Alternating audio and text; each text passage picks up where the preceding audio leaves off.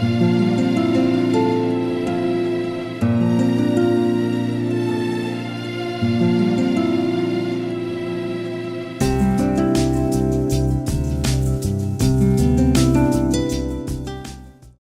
you for joining me for a walk in the garden.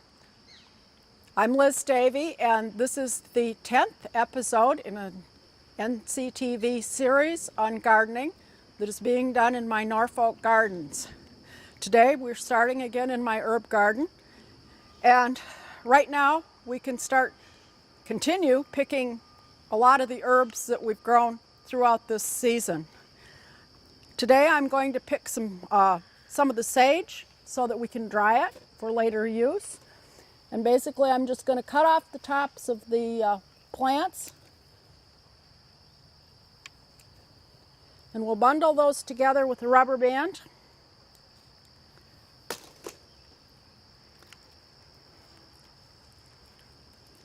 Then I'll hang these inside in a cool, dark spot. I usually use a laundry dryer and use either Christmas tree hooks or clothespins to fasten the bundles to the dryer so that they hang and dry. Make another one. I have several kinds of sage here. This one is a beer garden sage with larger leaves. They're all able to be used in cooking, and we'll have them all ready and dried to use in the Thanksgiving stuffing. They also make a nice gift, a little bundle of sage, if you're visiting someone. Almost everyone uses sage occasionally, at least. It's particularly good with poultry and also with pork. And we have our little bundles of sage. Now another bundle I'm going to make is with some non-culinary herbs. And this one is going to be made with tansy as one of the ingredients. And tansy has a very pungent odor. And then I'll also use southernwood, another one with a pungent odor.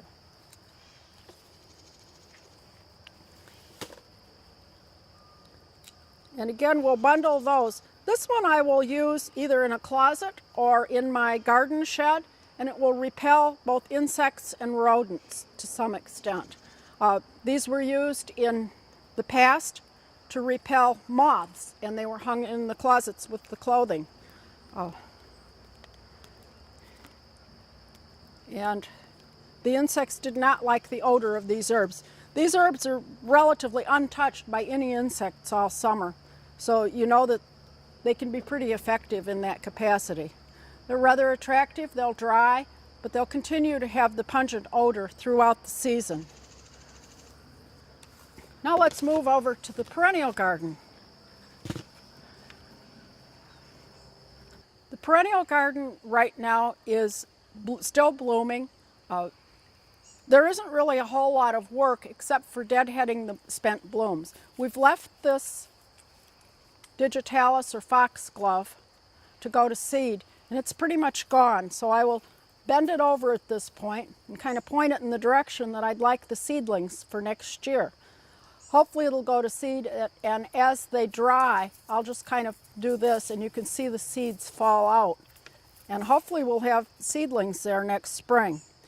Once it's completely dry, I will cut it back all the way down to get it out of the garden. Deadheading is something we can continue to do. Heliopsis will rebloom to some extent if you cut off these old blooms. You can see, often when you deadhead things, they come in as a grouping, and you can see where to cut to get new blooms. You can sometimes see the new buds forming right under the old flowers, and that's the point where you want to cut. The middle one usually goes all the way down, but the side ones usually have some more buds on them.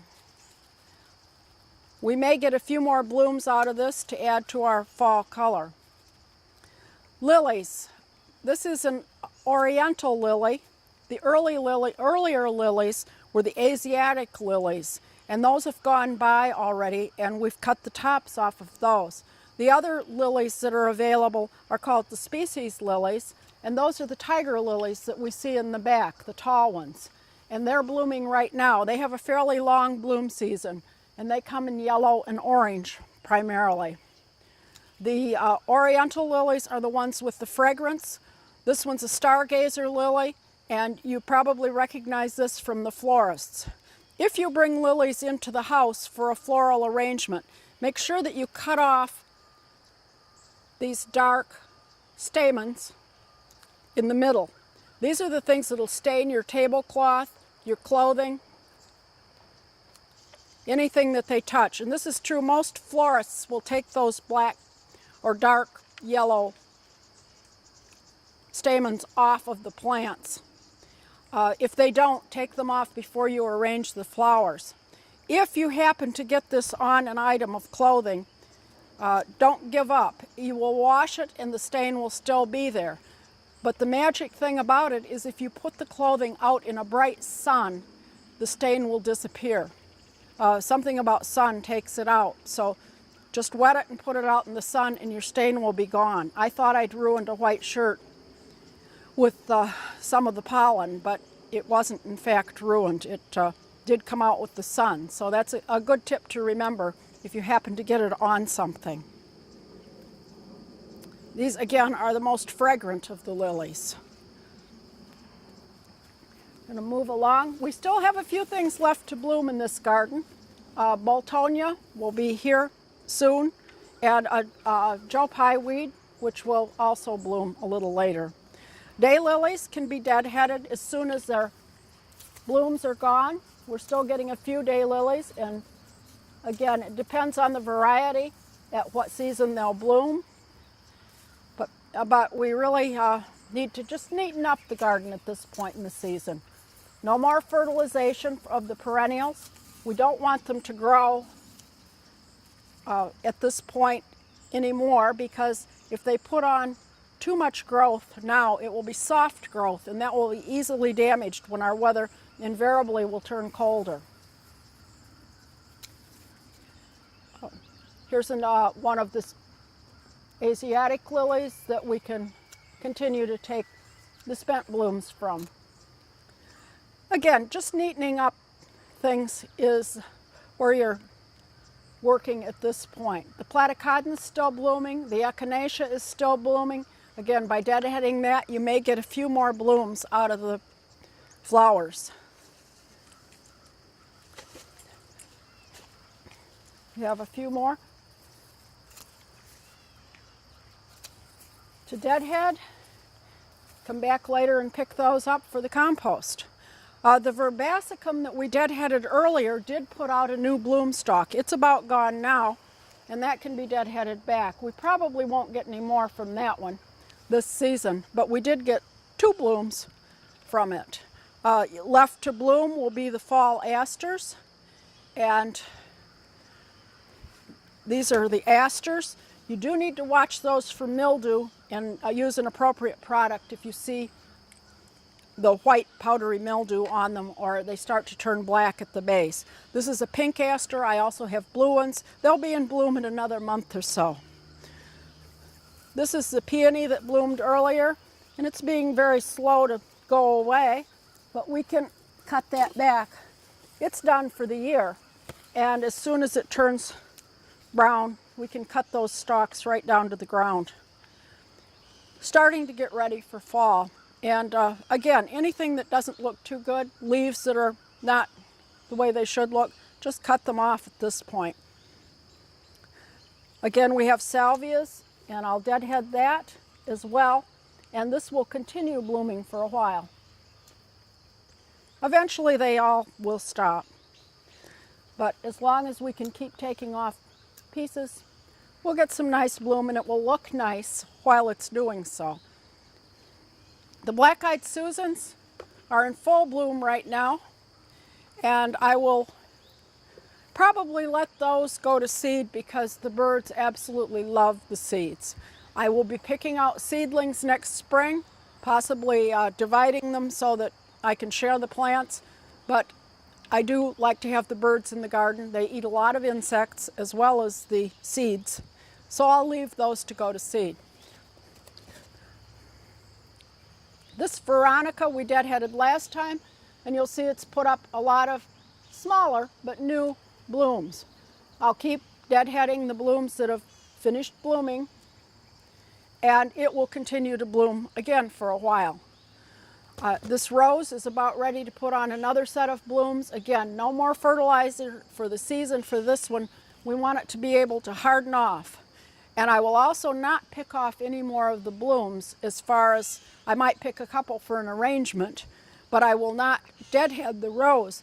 We have a few annuals in the garden. I put some zinnias in. I have several varieties of zinnias and some annual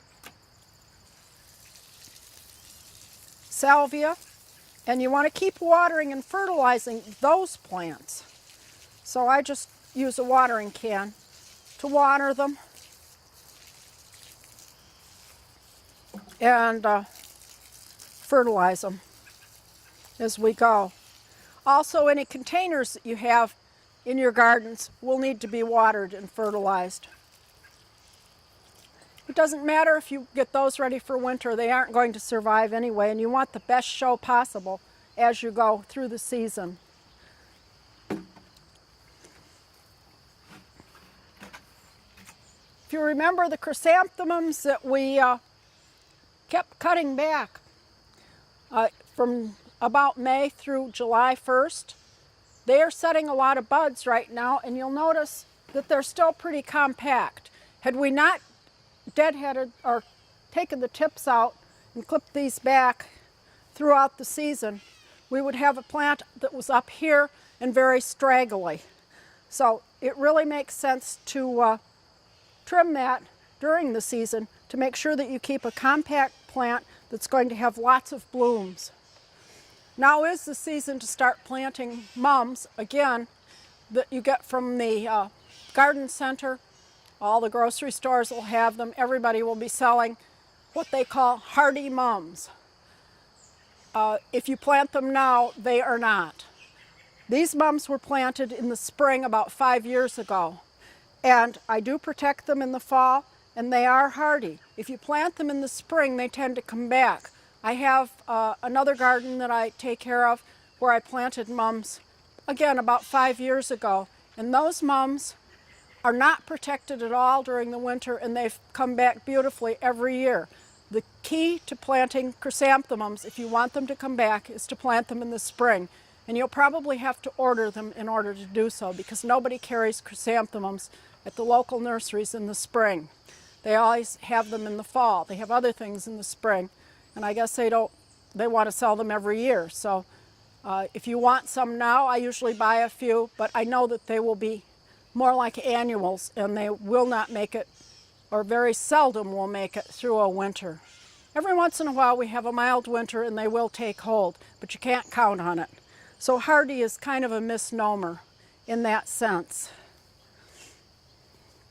The lavender has already bloomed, and I can cut the lavender blossoms off, but I won't cut this plant back at all until spring. Sedums are starting to set their flower bloom heads. This is Autumn Joy sedum. It will be pink in another few weeks, and then it will transition over to a dark red.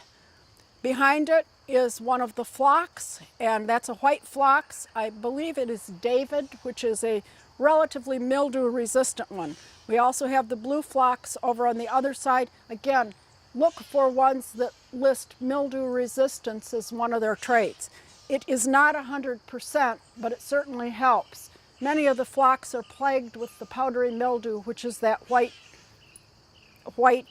covering on the leaves that comes, and it will eventually kill the plant, or at least make it look unsightly enough that you'll cut it off. The flowering tobacco is doing its job, Nicotiana, and also the Cleome. Again, those two are annuals that reseeded in here. I had to divide them a little bit, and you can see I still have plenty, even though I pulled out quite a few earlier in the spring.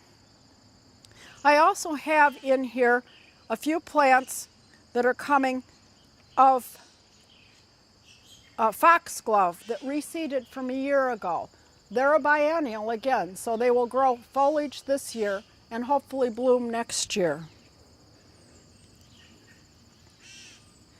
The eryngium is still blooming in blue with its little fuzzy, and this can be cut anytime and dried for arrangements.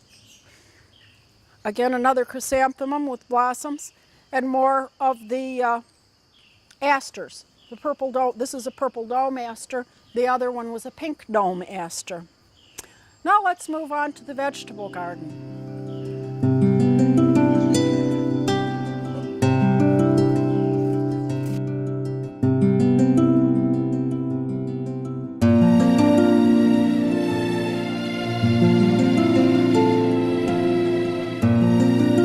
Well, we're down in the vegetable garden at this time, and things are doing very well. It's time. The peas that we planted last time are already up. It's only been a couple weeks. If you keep them moist, they come up really fast. So it's time to start putting some strings on them. And what I'll do is tie it at the base.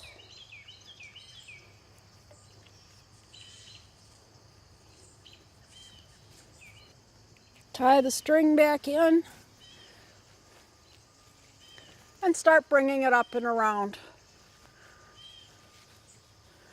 This gives the peas something to climb on.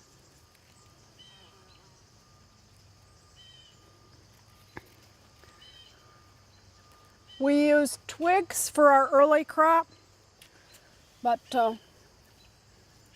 I decided to use string for this crop.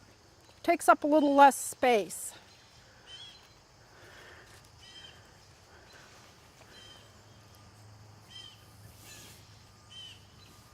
We don't have too many peas for this. We'll just get a nice taste, enough for a couple stir fries, probably, or we hope at least.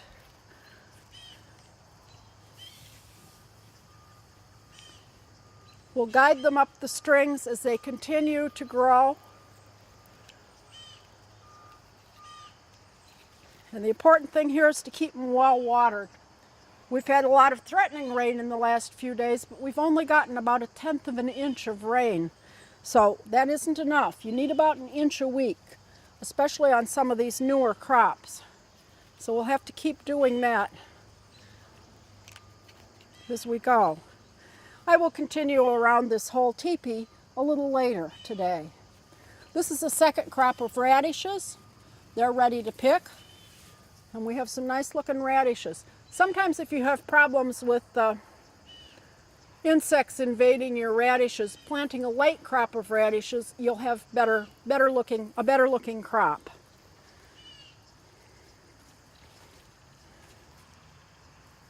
The next thing we want to harvest is the garlic, and actually this is past harvest. We should have left a few stalks on it, but time did not permit. But we're going to harvest this garlic, and you can see it's formed some pretty nice heads. And I'm going to harvest that into a basket. Rather than just pulling it, you do need to loosen the soil around it with a fork, or you may not get the bulb itself. But you don't want to actually cut into the garlic. If you do happen to cut into the garlic, you need to use it rather quickly. Again, I'll shake off as much of the soil now as I can.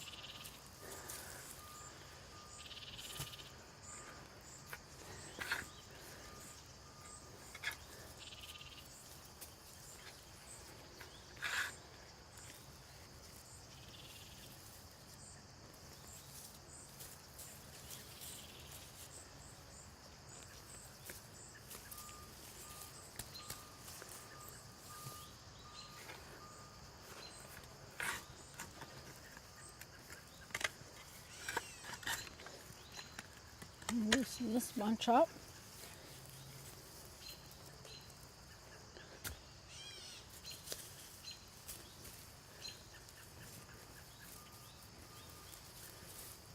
The important thing is you don't want to wait until the stems actually fall over. At that point, you probably won't have any cloves left to pull. But we have some nice looking garlic, and we'll take that with us out of the garden in a little while. We aren't done planting garden yet. We're going to do some more planting.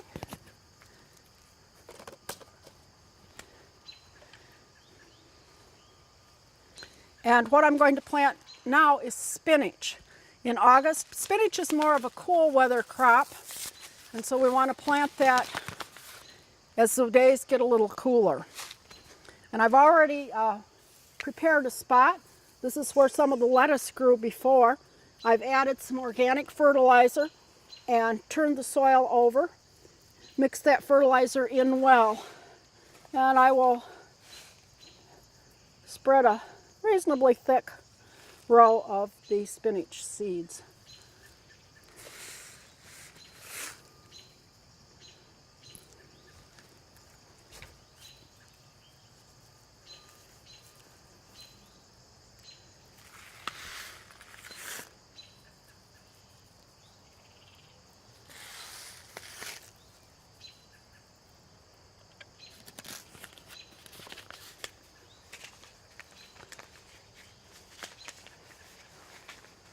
We're going to cover that with 1/4 to 1/2 inch of soil, maybe a little deeper than we would have planted it in the spring, because the soil has warmed up.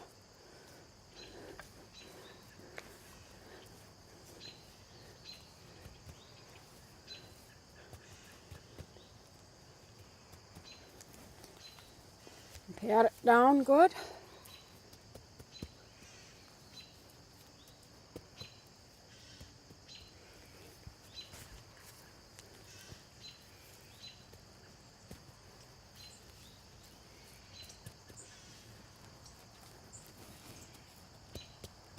This is a slightly different variety. The name of it's Donkey, which is kind of an interesting name. And it was listed as one that was good for a fall crop. So we shall see if they are correct.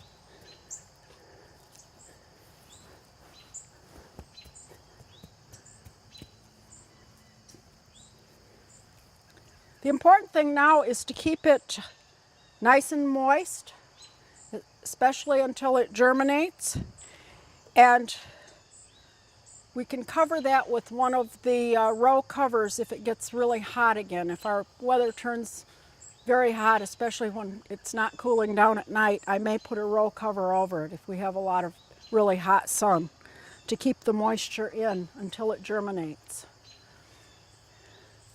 We also have beets that are ready to pick, and this is a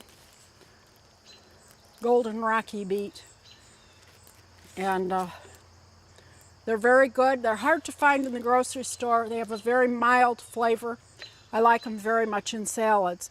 We have plenty of parsley to pick, and the new crop of lettuce is ready to start harvesting. I've been taking out our old lettuce. We still have some that hasn't completely gone to seed, but much of it has.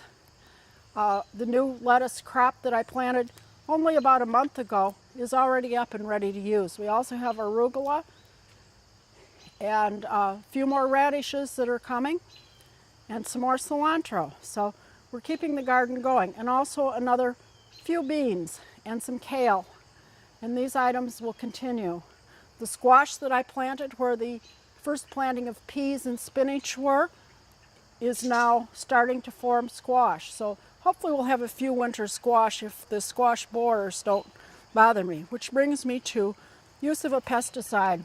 I use a product called Bullseye, which is a safer pesticide, and I do use that on my squash at the base now, and I'll also use it on the kale, the broccoli, and the other crops of that nature. If I had cabbage, I'd use it on the cabbage, and also on the base of the summer squash. And I have a few pumpkins on my fence. I'll use it there as well. This is for the borers. We're trying to keep them away. I used foil around the zucchini and summer squash. So far, so good, but I'll still use a little of this. It works particularly well for caterpillars, and especially on the broccoli. I really don't like caterpillars in my broccoli when I eat it, so I prefer to use this product. The other thing that I do with any crop like that might have little green caterpillars in it that you can't see too well is to soak it in salt water before I cook it. I just put it in a pan of salt water and then rinse it before it's cooked, and anything that's in there will be driven out. Little flies, anything that happens to be there will be driven out. I prefer to use very few pesticides as I go. I really don't like to use them unless I have to, but that's one case where I do sometimes. This is our cucumber, and we're starting to get cucumbers. You search inside. I've already picked some we're going to use today in our cooking segment, and we have quite a few more forming in here. They will hang from the stems. This one needs to mature a little bit more, but this works out really well for me to have these growing off the ground. Many times if they lay on the ground, and some of them still will, they will get a lot of yellow spots on them. If they hang, they don't do as much, but there's lots of baby cucumbers here, so we'll probably be able to make quite a few pickles. This is a lettuce that's gone to seed, and again, we can just pull that up and add it to the compost pile. That'll open some space for the perpetual spinach. This we're picking and using regularly, and it keeps on bearing for quite a long time. And we're also picking zucchini. And these are the 8-ball zucchini. They're a round zucchini, which is quite a different look to zucchini, but we like the flavor of these. They're reasonably prolific. I also have yellow squash over here, and I think we can pick one of those. Yep.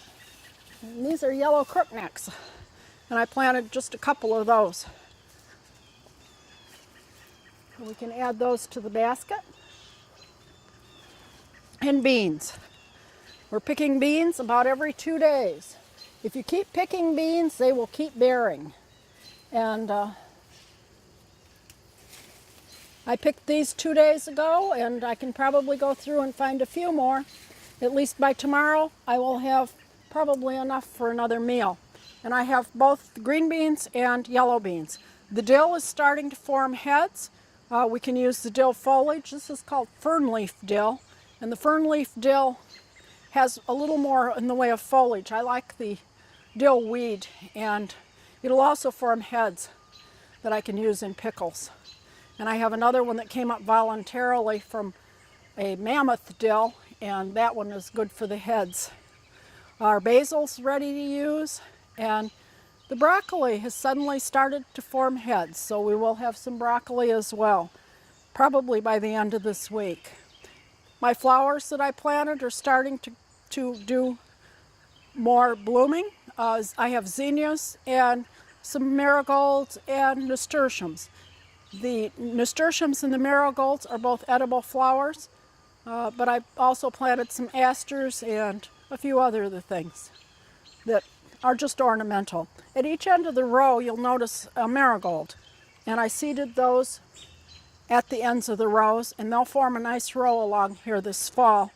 They're just starting to bloom in some spots now, but they should bloom a little more. These you can fertilize and water now to encourage them to keep blooming and growing. Now let's head down to the garden shed and the shade garden.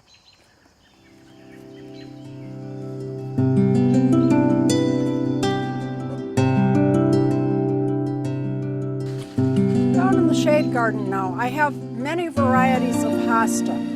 They all have interesting names, and they're kind of fun once you get into different varieties to see what they do. Some are earlier bloomers, some are later bloomers. I like to take off any spent bloom stalks. I'll usually wait until a plant is pretty far gone and then just come back and clip it all off. We'll compost this material.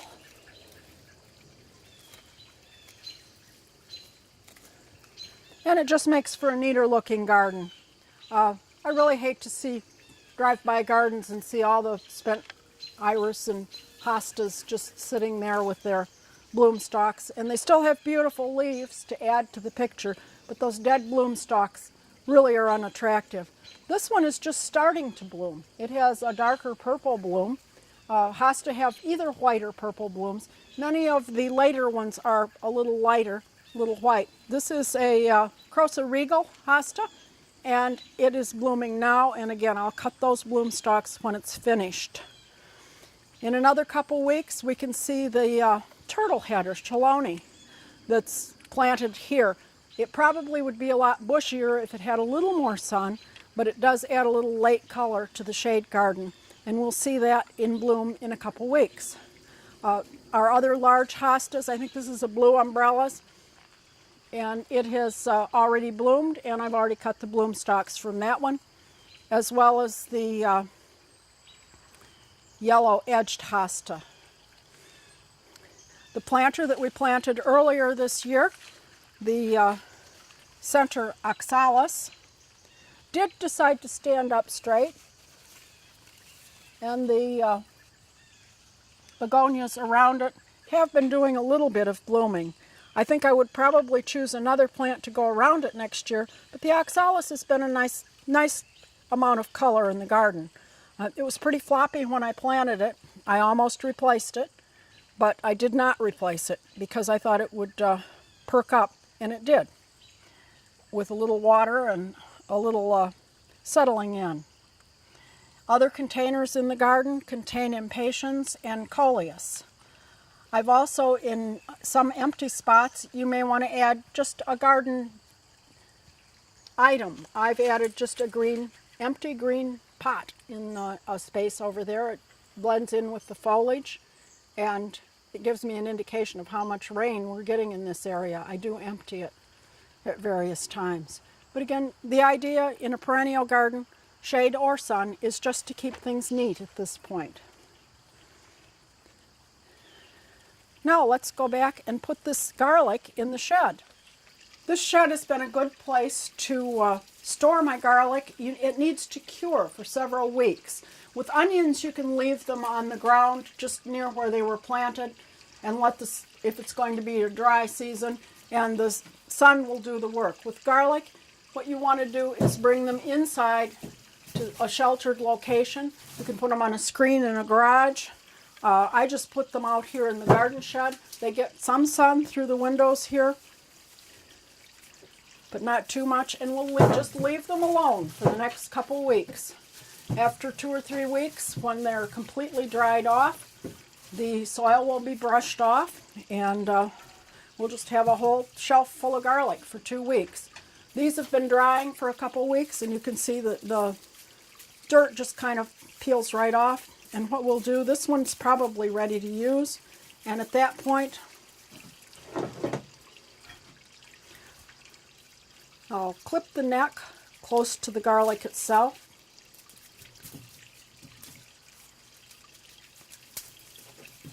And then we can put this in a mesh bag and store it, and compost the rest of it. So that'll be our garlic, and we can start using that anytime. It's ready to use as we right now, once it's cured a little bit, or even you can use it green. Especially use it green if you happen to hit it with the pitchfork when you're digging it and breaking into it. But these will stay viable until next spring if you keep them in a cool place. I keep them in my garage just outside the house door, so they get a little heat, but not a lot. They don't freeze that way, but they are still kept cool, and they'll last all winter. This garlic variety is a hardneck variety, and you can see that by the stalk. The soft neck variety doesn't keep quite as well. It does form some larger cloves, and that's the one that has the soft foliage and the soft stem, and those are the ones you see braided. If you go to the farmer's market and you see braided garlic, that would be the soft neck garlic. This is the hard neck. It does keep very well. Some of the larger cloves I will replant in October, and then we'll have garlic next year as well. There will be probably 8 or 9 cloves maybe even 10 to some of the larger heads. And we'll use that to replenish our crop for next year. Now it's time to go in and do a little cooking. We're going to do it inside because of the unstable weather. Now it's time to work with some of the things that we've harvested. We picked the sage, and this can be, we can bring it in and then run it under a little water to kind of clean it and shake it off good. Maybe dry it with a paper towel before you hang it up to dry. That's one way to preserve herbs, just to hang them and let them dry. But there are other ways you can preserve the harvest. And today we're going to make refrigerator pickles. These are very good if you have just a few cucumbers early in the season. And I've washed these jars. These jars went through the dishwasher, and then I covered them so that they would remain very clean. And we're going to take our cucumbers, and these have been scrubbed in the sink, and I will take off the ends. They can be a little bitter, and probably a little more at the end. We can consume those parts, possibly. And then I'm going to cut these in halves or quarters and pack them in the jars. And we'll probably cut a little more off this end. We want them to kind of fit in the jars. And we want to pack them in fairly tight. And we'll use another small one in this jar.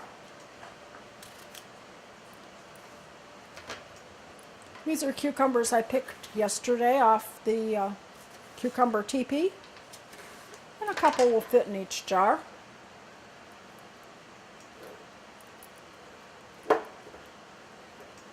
We also want some space for a few other things.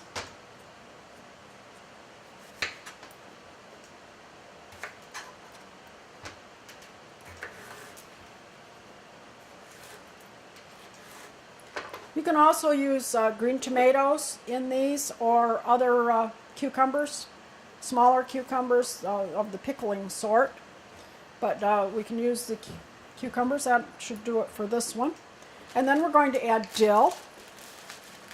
And I have both the fern leaf dill fronds, and these are going to be non-processed pickle. And we're going to tuck that down in the jar. Use the knife to help it in there. And we also want to add a head of dill with the dill seeds into each jar. And again, tuck it in.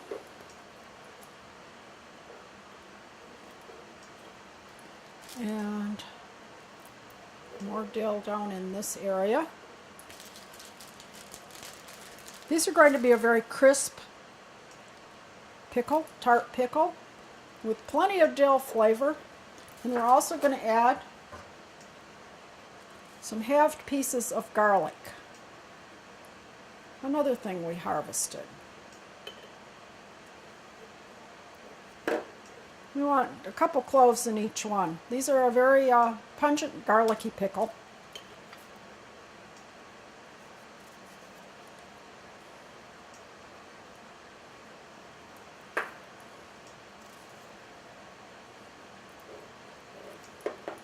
And we'll just kind of push everything down inside.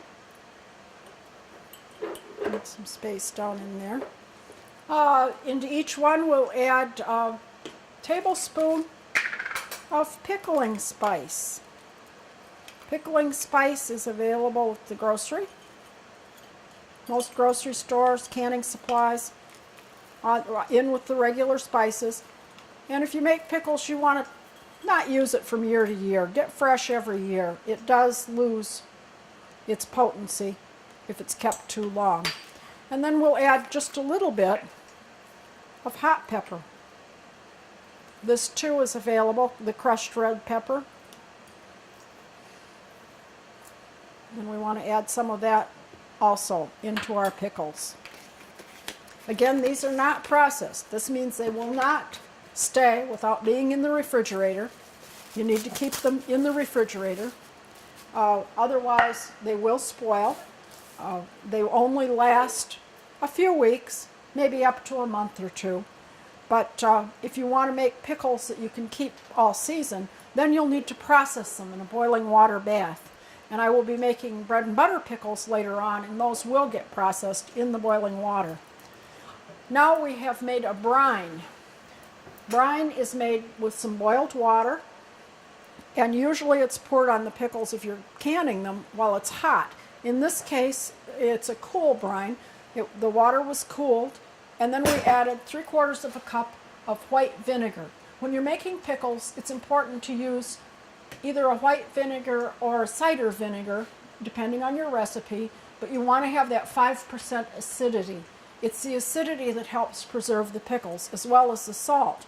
And I use pickling and canning salt. You can also use kosher salt. I found out recently that different brands of kosher salt are different amounts of saltiness by volume. So you may want to use a recipe that has weight in it. The saltiness is the same by weight, but by volume it can change because some of them are flakes and some of them are granules. And the flakes don't weigh as much as the granules, so you'll get more salt with the granules, a saltier flavor than with the flakes. The canning and pickling salt is plain salt, nothing added. Table salt is a finer granule, and it does have added to it an agent to keep it from caking in the jar. People used to add rice to the salt shaker to keep it from caking.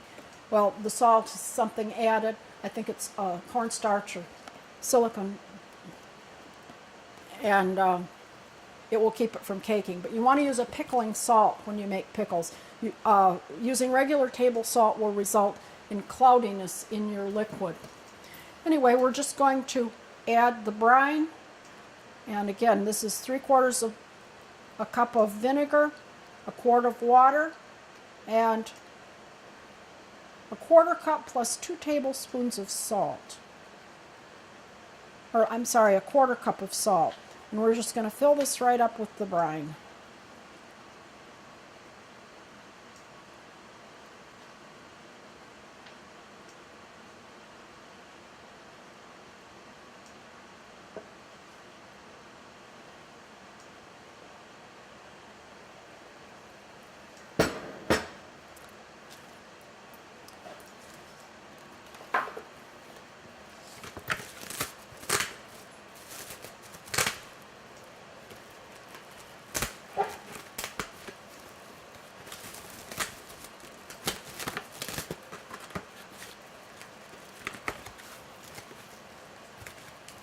You want to cut off some plastic wrap.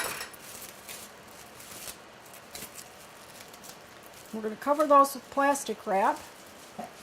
We could add a rubber band as well if it doesn't stick well, but we want to keep any dust or bacteria out of these pickles. And we're going to let them sit for about 2 days, just out at room temperature, and that will start the pickling process. And then we can put them in the refrigerator, and in about 2 weeks they will be ready to use and enjoy. They're the quickest pickles, and they're nice for an early season when you don't have too many cucumbers, and you can enjoy a few pints of these. Again, they won't keep forever, so you have to use them as you go. The next thing I'm going to make is a salad. And this is made with a grain called farro. And farro is an ancient grain. It's a wheat product. It is not gluten-free. I think some people feel it is, but it is not. It is an ancient grain, and it's in the wheat family. And I have cooked the farro. And I have also cooked some green beans. And I'm going to add the cooked green beans. Both of these have been chilled.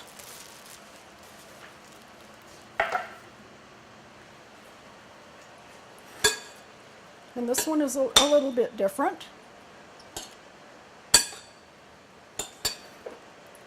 And we're going to make some dressing for this salad. And I have in my jar some thyme, which I've picked, about a teaspoon of thyme leaves. I've taken the little thyme leaves off of the stem. I have some chopped garlic and a little chopped onion. And to that, we're going to add some other vinegars. There's so many different vinegars you can use. This is a sherry vinegar, and I'm going to add 2 tablespoons of sherry vinegar.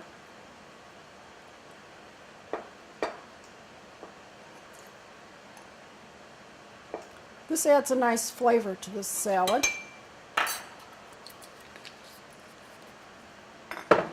And 1 tablespoon of balsamic vinegar. Again, this gives it a little more flavor. Some of these vinegars have a pronounced flavor.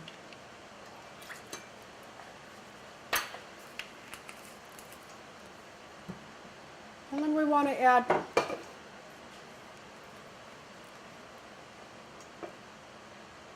about 3/8 of a cup. That's a 1/4 of a cup plus 2 tablespoons of olive oil.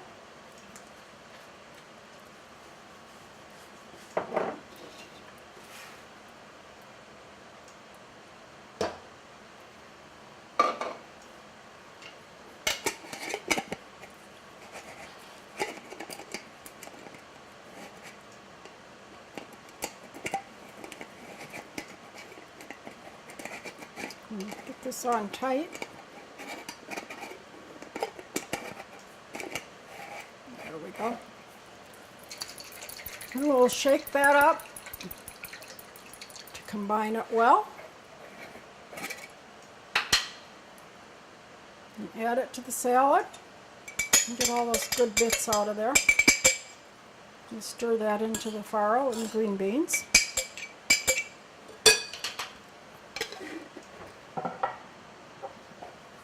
And then we have 2 more things to add. And these are toasted hazelnuts. Chopped toasted hazelnuts. And some crispy onions. And these are onions from the garden. They're small ones that I sliced thinly and then dusted with flour. Just mix them with a little flour, and then with olive oil I fried them until they're nice and crispy and brown. And those are added into the salad. Makes for an interesting dish, a little different than your normal bean salad, which we also enjoy. And that's our farro and green bean salad. Another way to preserve herbs is with making herb vinegars. And for this, I'm going to use a combination, and this was in a recipe. It was called a summer salad vinegar, and it uses chives, which I'm going to break up because we want to get the flavor in there.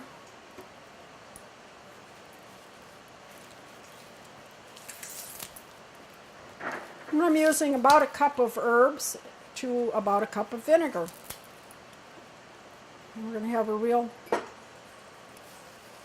going to use some tarragon. And again, you can just, instead of breaking it up, you can just twist it to get some of the flavor released. And borage. Borage is a cucumber flavored herb. I have it coming up in the garden as a volunteer.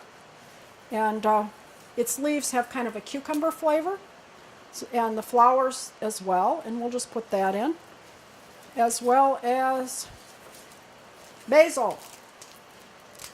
All flavors of summer into the jar.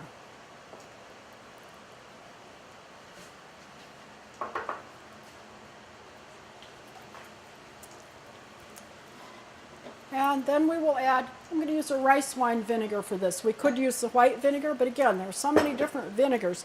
You can use a white wine vinegar with it, or a rice wine vinegar. These are very mild flavored vinegars. I don't know what the this acidity is 4.2. You need the 5% if you're making pickles, but for something like this, 4.2 is fine. And I'm going to use the whole rest of this bottle, which is about a cup. And I'll just pour it in, and then we'll kind of mash the herbs down into it. This will make just a small amount. I might make a larger amount later on. And then again, we'll cover this with the plastic wrap, or the lid to the jar would also work. Again, I would rubber band this. Then this is going to go outside in the sun. And we will let this sit in the sun for up to a week or two.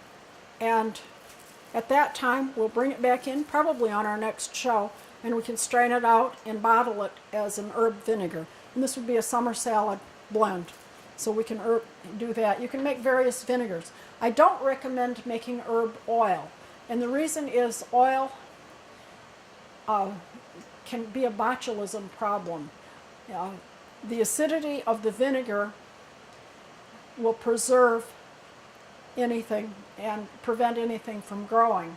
However, if you put the herbs into an oil and there are any spores of botulism, they can grow and they can cause a problem. And these are things that you might not fully cook. So botulism can be a problem. It has been a problem at times, even commercially, in the garlic oil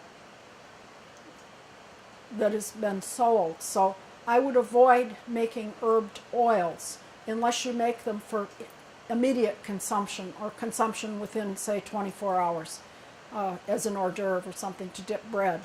But I would not make them and bottle them for long time use. They just are too dangerous to consider. Another item that I've made is a banana, mint, and zucchini bread. And this uses things that are very prevalent in the garden at this season. Bananas seem to be in season as well. And rather than banana or zucchini bread, I combined them and then added mint in quite a good handful. And that makes an interesting and nice bread, a quick bread. And it's quick to do. Bake early in the morning to keep the kitchen cool. We're going to make also some spinach packets. And this is something for the grill. You notice the spinach, the perpetual spinach. This was washed with cool water, broken into pieces, washed again in cool water, dried in the salad spinner, and now we'll put it in the bowl. I'm going to use my gloves for this one.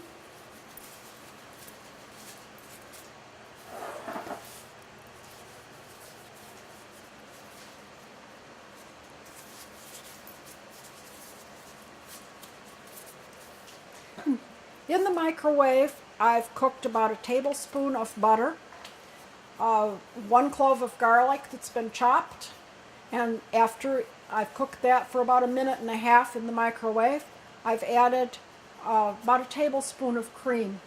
I used heavy cream. You can use light cream. You could probably even use milk.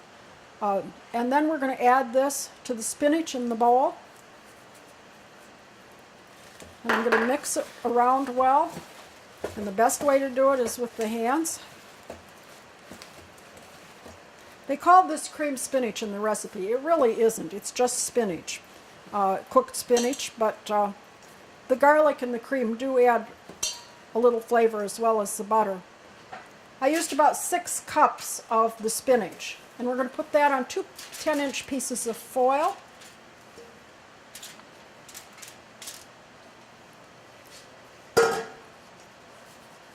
Let's divide it somewhat evenly.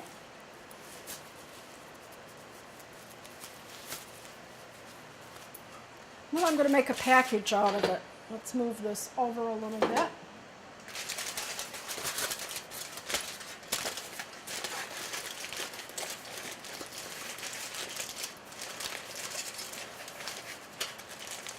This is called a drugstore wrap. I guess druggists used to use this to wrap things. Where you fold over the top, and then you fold up the sides. These are ready then to go on the grill, and it only takes about 4 minutes to cook them. So when the meat is about done, put these on the grill, then carefully open them. They will be steamy and hot, But open them and you'll have a nice side dish to go with your meat.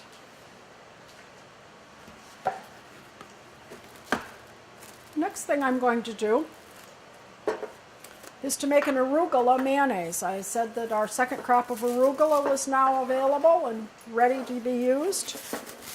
And I have about a half a cup of mayonnaise in my dish.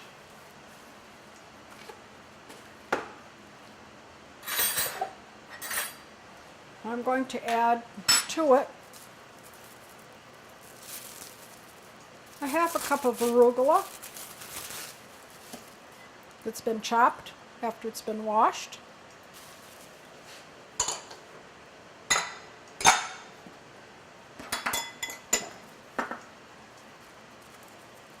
A tablespoon of chopped parsley. A tablespoon of chopped shallot. Shallot is another one of the alliums or onion family. We do garlic and onions and also shallots. I grew shallots last year. I did not grow them this year. I probably will grow them next year. I still have some left. They're hanging in my garage and they're still ready to use. I've also added about a half teaspoon of lemon peel.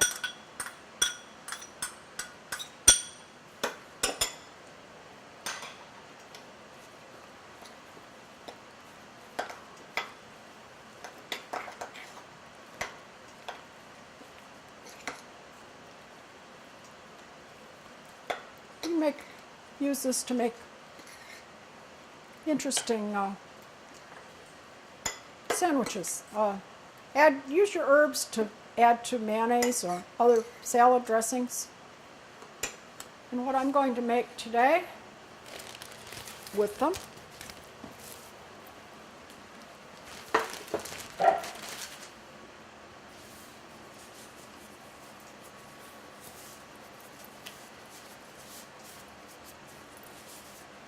are a couple of turkey sandwiches for a picnic.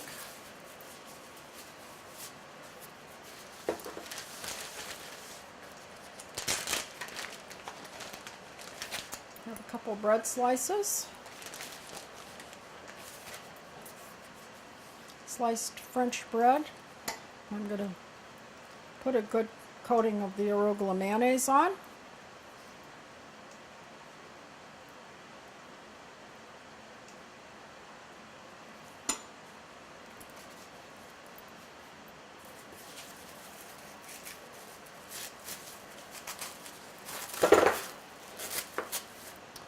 And some thinly sliced turkey. This is left over from a turkey breast that we cooked on the grill a couple days ago. Turkey is not just for Thanksgiving, it's good year round. It makes a nice sandwich.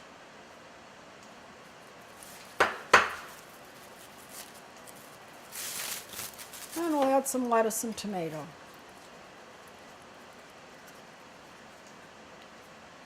You could also use more arugula if you prefer. You have different kinds of lettuce you can add. And a thin slice of tomato or two.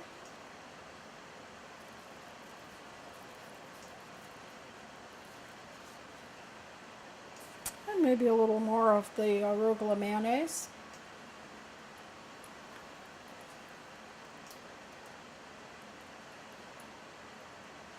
And hold things together.